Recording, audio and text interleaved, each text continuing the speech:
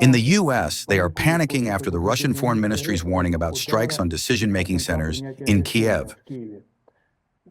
Speaking of escalation risks,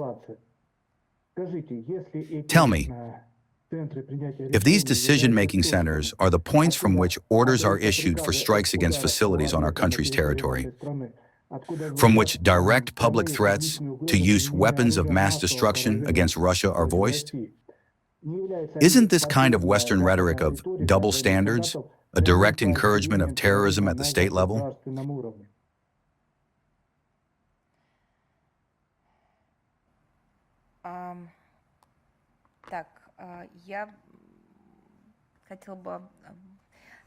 I would like to begin the answer to your question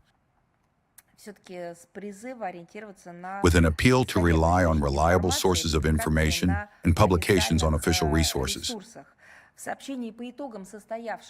In the statement following the telephone conversation that took place on May 25th,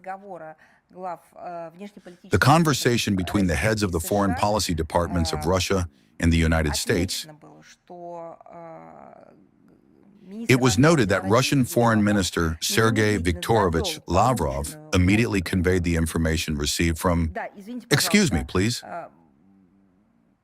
Mr. Rubio noted that he immediately conveyed the information received from the Russian Foreign Minister to U.S. President Trump and added that the American side has already taken note of the notification from the Russian Ministry of Foreign Affairs addressed to the relevant diplomatic missions.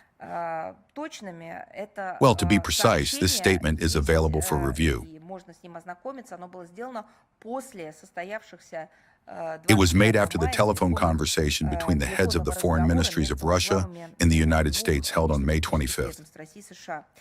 I would also like to note that the countries of the collective West, contrary to their declared readiness to fight terrorism, have already repeatedly applied in this area not just double standards, but some kind of absolutely destructive logic. They have politically and logistically sponsored and supported the Kiev regime, which uses terrorist methods, carries out terrorist acts against the peaceful civilian population of Russia, and launches strikes against civilian infrastructure facilities on our country's territory.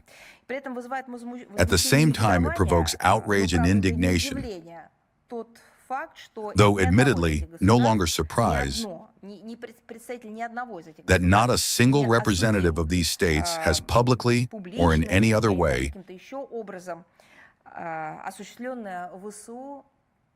condemned the despicable, horrific drone attack on a college in Starobelsk carried out by the Ukrainian armed forces on the night of May 22nd.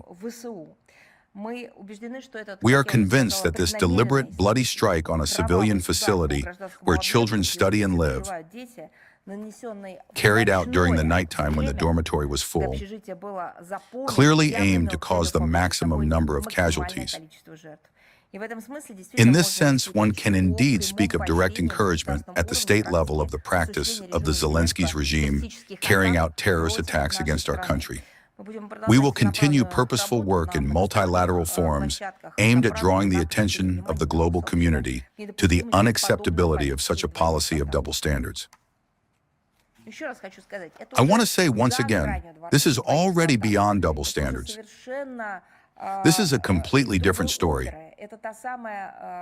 This is that very manipulation, that very toolkit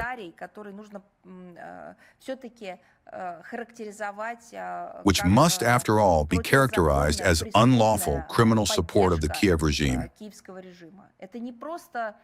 This is not simply, verbal manipulation.